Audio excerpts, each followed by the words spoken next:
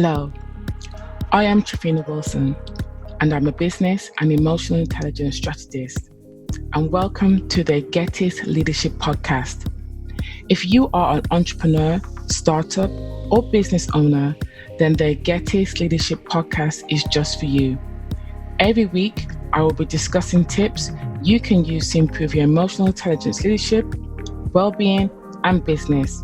I will show you how to achieve success by using the tools you already have. Today we have a very special guest, Jaramillo. How are you today?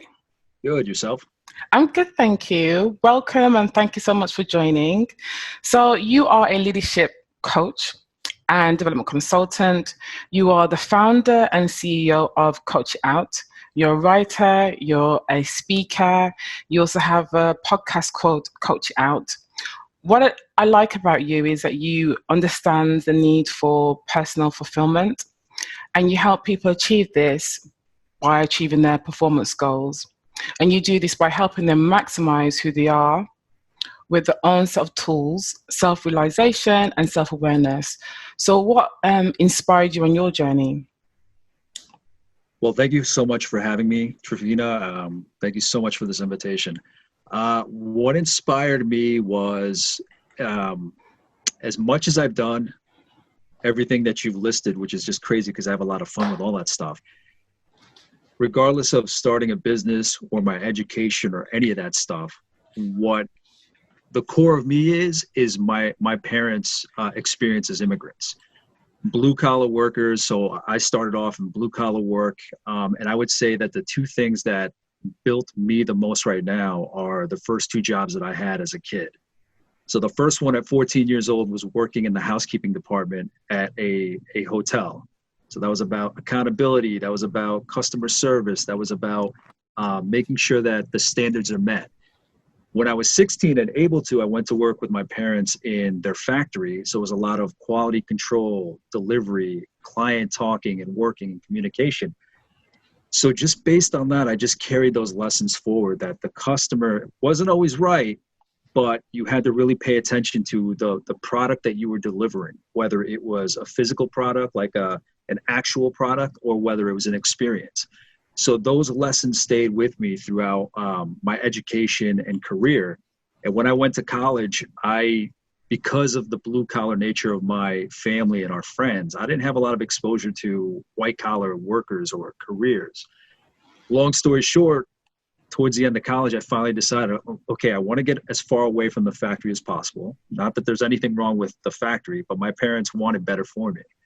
I didn't know anything, but I figured business would get me as far away from that as possible. And I like psychology, so I went into marketing. Fast forward a couple of years, marketing wasn't really covering it. Went for a master's in organizational psychology, which is really what I should have been doing the entire time. But again, I didn't have exposure to it. After I was done with that, or actually while I was in that, my friends were asking me, what is organizational psychology? Because I had never heard of it before I found that program. And I would tell them, and they would ask me questions, and they would ask me, okay, so I'm dealing with this. What do you think? And it was just kind of like more and more conversations like that. And then soon they were like, I have a friend over here. If you could just talk to them, they have some issues that they want to work out, and you like talking about this stuff. So if you could help them.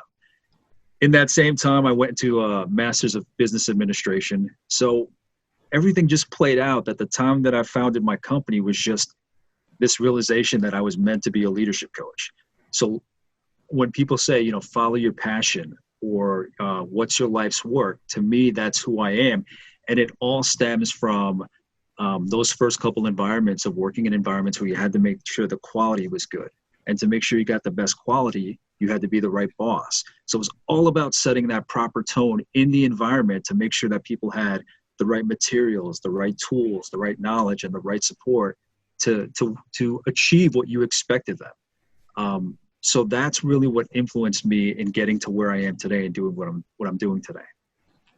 That's fantastic. So then what has been the most memorable moment from all the work that you have done? I think for me, and it's kind of I'll always admit when any answer I give to any question is a selfish one. And I think to me, one of the most memorable is when I realized what I was supposed to be doing. because it just stood out. It just clicked. It was kind of an extension of who I am as a person. So, I mean, what scares me the most about any of this not working out is that I don't know what else I would do. I'd find something, but this is the one that's closest to who I am. So it was that moment that I realized that this is what I should be doing. This is how I could help people, learn from people. And then in terms of other great moments, there really haven't been any huge ones. The things that stand out the most, that still get me to this day, that still give me as much excitement as the first time, is when somebody says, I never looked at it that way. Whether it's a client or anybody that I'm working with, I never looked at it that way. I never thought about it that way. Or, you know how you connect with people on LinkedIn. I'm connected to people that I've coached. I follow up with them after our coaching sessions are done at 30, 60, 90 days, 6 months, a year, because I'm really invested in where they're going, what they want to achieve. The beautiful thing about LinkedIn is that you get to see things that they worked on with you and what they wanted. You get to see when they've achieved it. I don't take ownership of that, but it's amazing that I was able to kind of play a role in that. And the bigger thing is, I always tell myself I'm going to put myself out of business, is when I say that it was already tools that they had within them. They just needed me to kind of point it out or call it out. So those are the things that stand out the most. It's just those little things. I always tell people that success shouldn't be one major goal you have every couple of weeks or months. This is something that's come up in the last couple of weeks for me, really big.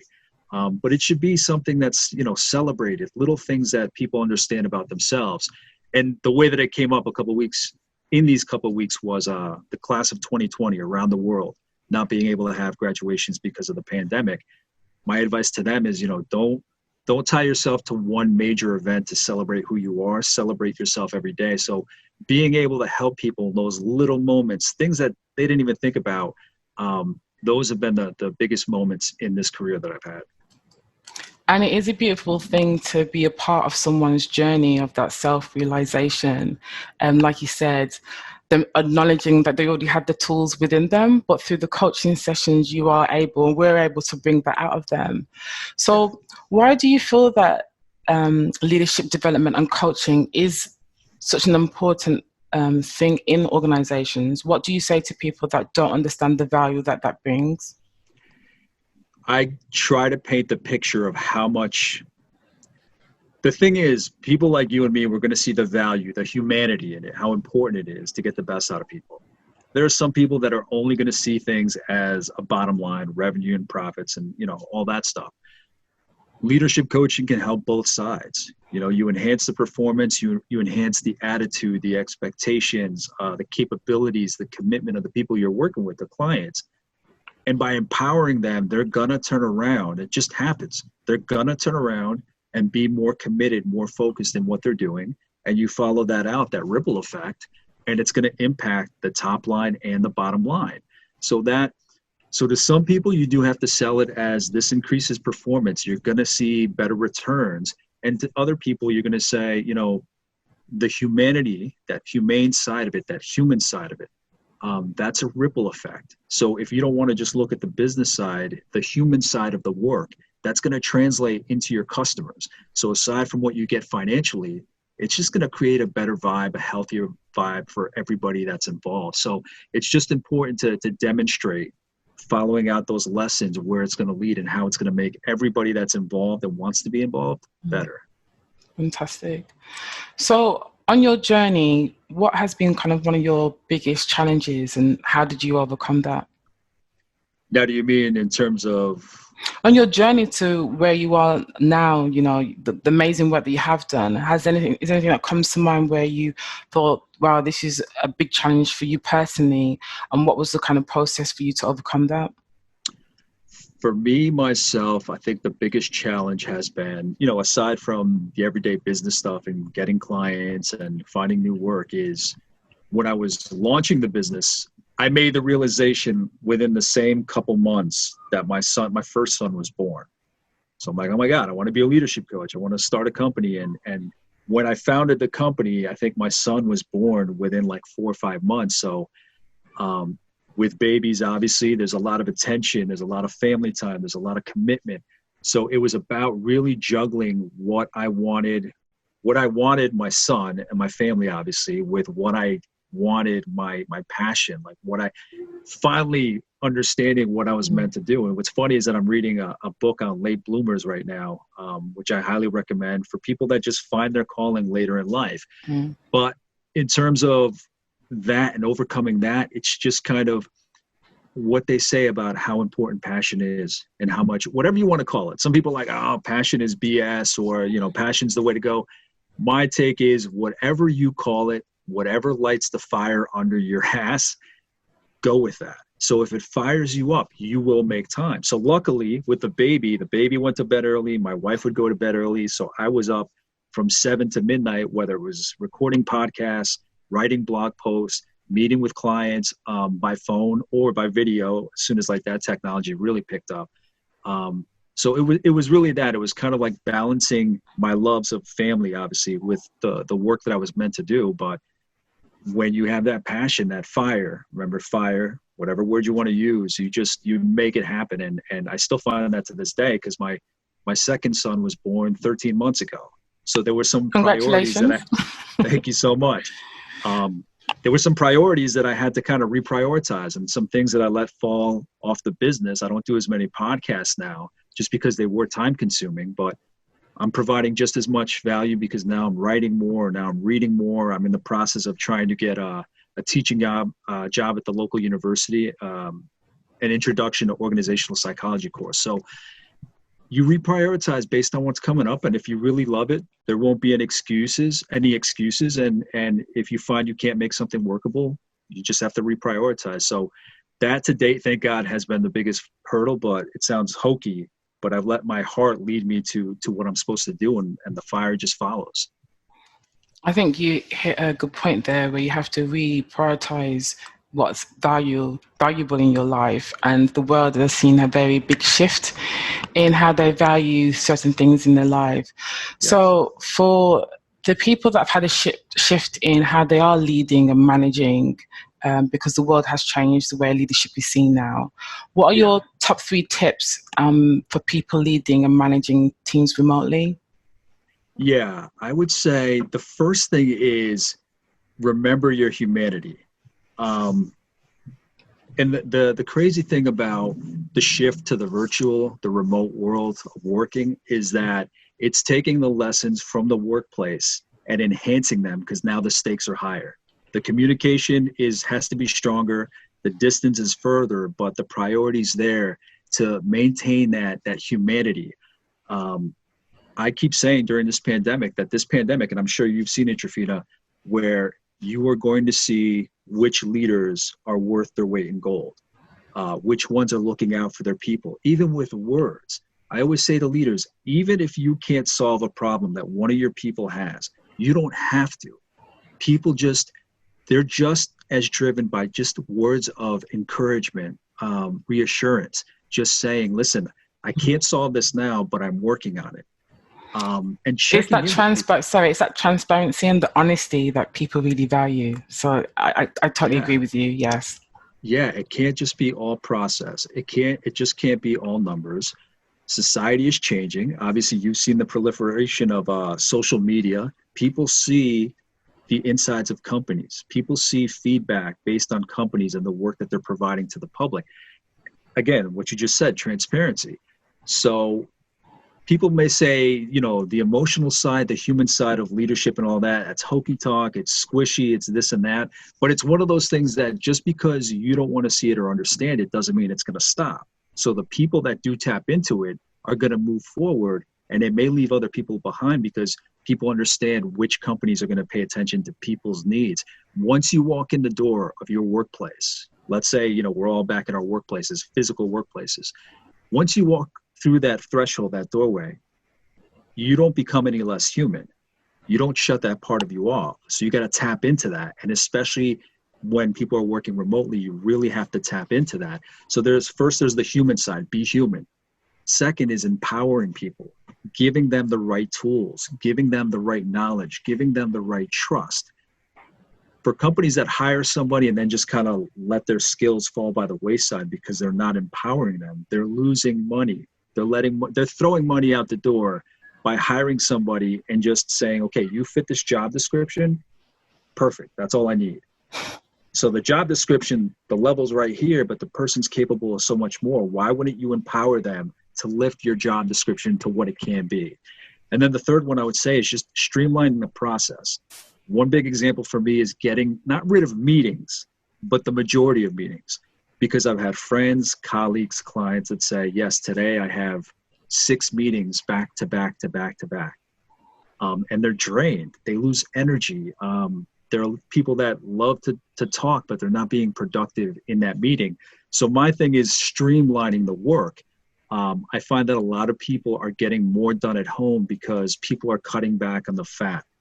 They're getting to the work and they're able to do what they're supposed to do. So be human, empower people. And while you have this opportunity, while people are working remotely, think about what you need and what you don't need. A lot of companies are getting rid of their locations just because overhead costs. They're seeing that production or performance is either keeping up or exceeding greater than when they were in the workplace. So what are the efficiencies to get better? So there are a lot of lessons here. And if you keep your mind open, they're there for the taking, and the people that want to evolve will, and the other people will get left behind or will benefit because the rest of us who are curious will kind of set that example and environment for everybody else.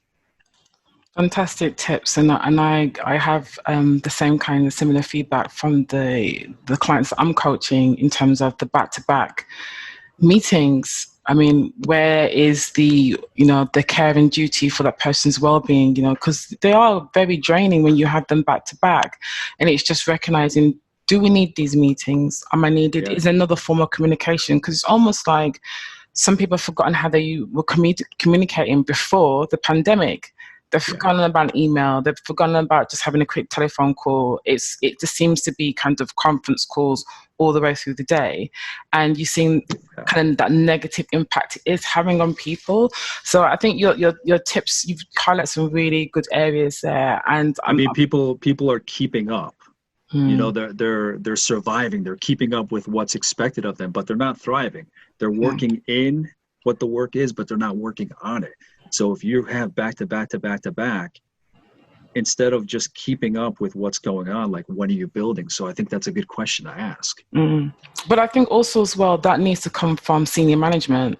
That needs to come from the founders. That needs to come from the CEOs to say, right, look at your schedules. Are these meetings necessary? Can they be confirmed over email? Look at other ways where we're communicating. It's not just through conferencing. And I think a lot of people, like you said, are kind of like trimming off and re-evaluating what is important, which is great. So what do you think are some of the best practices for remote leadership? Well, when management or organizations decided to send people homes to work remotely, it's almost like, if anybody has concerns about that it's not working out, it's like either you didn't set the right environment, you didn't hire the right people, or you didn't provide the right tools. So it's kind of like this mix of all these different things that have to be in play for something to work out.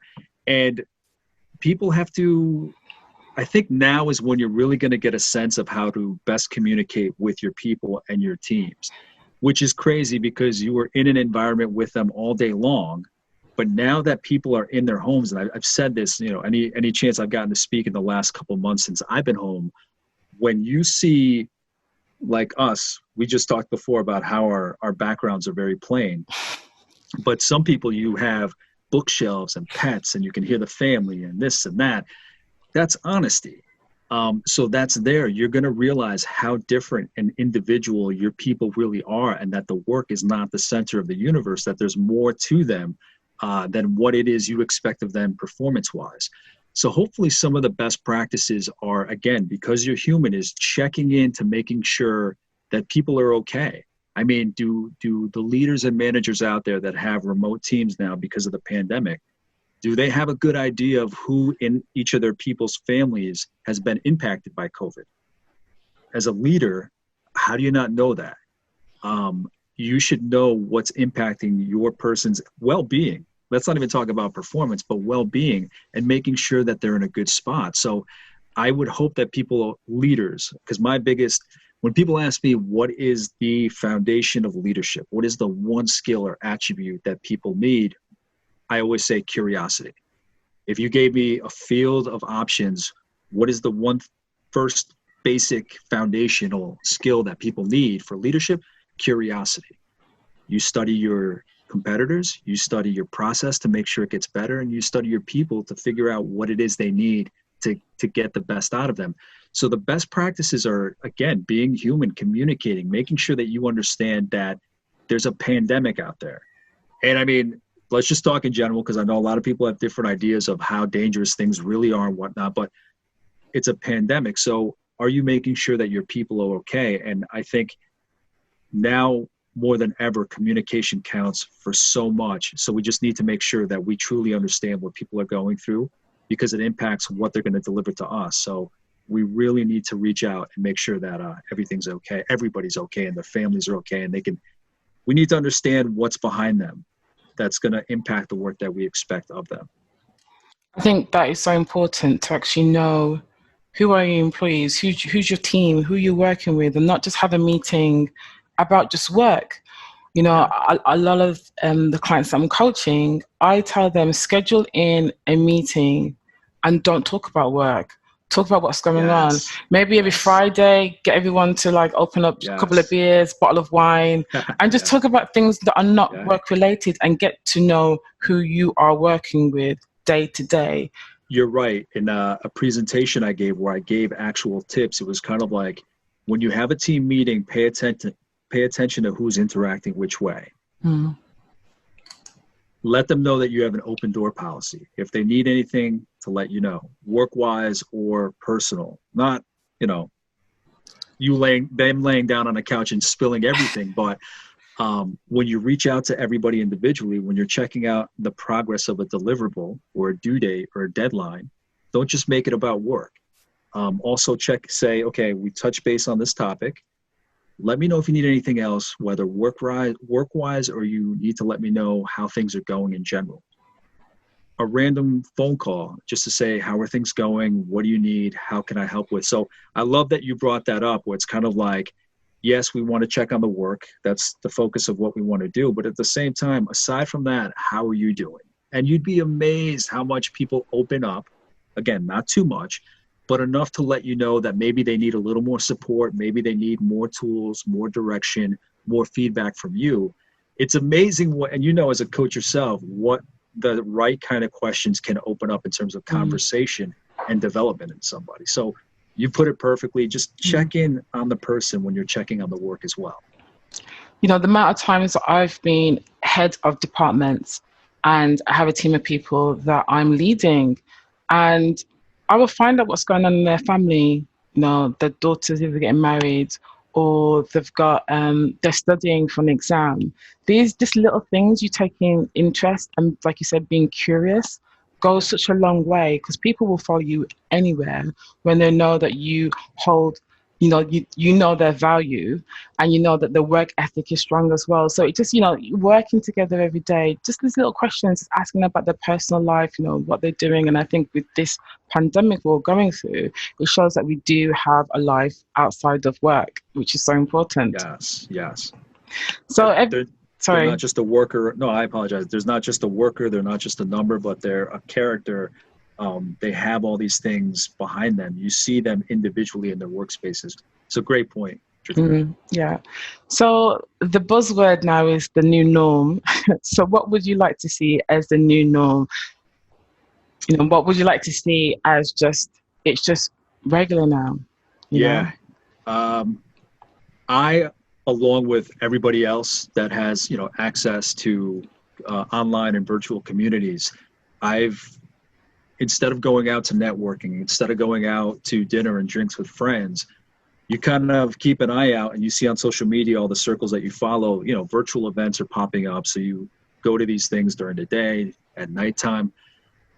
And because of what we're going through with the pandemic, and because of that honesty that I mentioned, that everybody's in their home and everybody's dressed, however, just comfortable, we're not in a stuffy corporate executive boardroom, or we're not in a kind of tense bound networking event. Everybody's kind of laid back. And the buzzword for me for that has just been vulnerability. So I've gone to great speakers online, great forums, great conversation, great discussions. One of them is through a local company here in Connecticut, Fathom, which is kind of a future design company. So it's future design for your organization, for your leadership. And they have a forum that's called Create What's Needed. And they have a different speaker every day. And then the conversation opens up. And it's only an hour long. But what I would like to see stay or stick around is, and I'm an introvert when it comes down to it. People are like, oh, but you speak and you do this and you do that. And look how chatty you are right now. It's because I'm talking about what I love doing. But in general, I'm an introvert. And I think in these discussions, these groups that we've had, I think people are a lot more open. It's almost like this, and this is what I said, it sounds crazy, but this is the closest that we're going to get, God willing, to the end of the world. You know what I mean? Like, if you can't be open when things outside seem to be that bad, and the world is on pause, it's like when we get back out there, you got to open up. You got to be vulnerable. And the thing that I'm finding is a lot of people are becoming more vulnerable. I've shared things that I wasn't too good at sharing before. But if there's anything that I would want to stick around, it's not losing sight of how honest we've been with ourselves. I don't know about you, if you've had that experience, but when we get back to normal, I hope people are just as open as when they were home, not needing people, needing that connection. Because of that, I mean, some people are by themselves right now. Because of that situation, they're opening up a lot more to other people. So I hope when things go back to normal, we keep that part of ourselves, that we seek out those relationships, whether it's professional or personal, where we can be open, we can be honest. Because I think before this pandemic, if you tried to open up that way, you wouldn't feel comfortable. But I find people are a little more comfortable about it. And I hope they keep that confidence to kind of seek out the relationships where they can truly be themselves, be vulnerable, and be open. Because when you're more vulnerable, you kind of let down that facade and you can really truly be who you are. And you're building off a foundation that's more stable because there is no facade. You're not keeping up that mask. So that's especially what I hope sticks around. And I'm finding as well that people are reaching out to other people that they haven't reached out to in a long while. You know, friends, family, they're learning new skills. They're doing things that they were putting off. I have one client that is now skateboarding with her son, doing, you know, different type of things that she wouldn't be doing before because she was so busy with work. But now she's taking that time, 1 hour, 2 hours at the day to do things that she wasn't normally doing before. And I think people are almost having a reset. And like you said, we hope this carries on to when we go back to the new normal and people remember, actually, this felt good. I'm doing more exercise now. I'm watching while I'm cooking more. I know for me, I'm cooking a lot more, baking a lot more. And that's great. That's my kind of like fun thing to do, because it's really important that we have something daily that we're able to have some fun. There's one company that's actually now having llamas join the Zoom conference calls because they want to have some kind of fun element to the meeting. I saw that. Yeah, I did see that. I saw that online with, like, you know, there's boxes of faces and then the llama. I mean, that's an amazing way to pivot, is offering the services of a llama just to sit there on camera. It's amazing. Right? Very funny, but whatever works. So, what have you found yourself doing that you weren't doing before the pandemic? I actually recently started jogging just because I noticed that because I'm home and I'm not in the office, you realize how much you move in an office compared to when you're home. Yeah. So I'm like, damn, I really just walked around visiting different people's cubicles with my work instead of just emailing it. So my body was like aching. I didn't feel good. So, and gyms are closed. I think they're starting to open within the next month. But I had to get out there and just start doing something and get my heart rate up. So, you know, walking with the family wasn't enough. So I just started jogging. I just started this week, as a matter of fact. And before that, I was kind of shadow boxing. Right now I have my office set up in the basement, and it's, you know, it's finished off. It's comfortable. But I would just turn on some tunes. I used to do Muay Thai before I was married, maybe like 8 years ago. And so I just shadow box. Like if you do it quickly enough, if you keep moving, it gets your heart rate going. It, loosens up your body.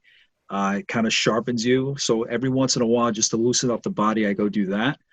And the other thing that I found myself doing that I wasn't doing before, which you just brought up, is just slowing down and enjoying everything. So playing with my kids is a lot different. I love that, they're home from daycare for now. So I love being able just to work and then go upstairs and just see my kids outside with my wife on their bikes and their helmets in the driveway, like in the street, just playing. It's so therapeutic. So these are all the little things that I've taken on since I've been home, and that's all I need. It's really all I need. I can't wait to get out and see my friends and go to a good restaurant and, go have some drinks. But yeah, I'm very happy right now because everything's kind of just slowed down, and whatever you do, it's like a richer experience. And these are priceless moments that you're talking about, with your wife and with your kids.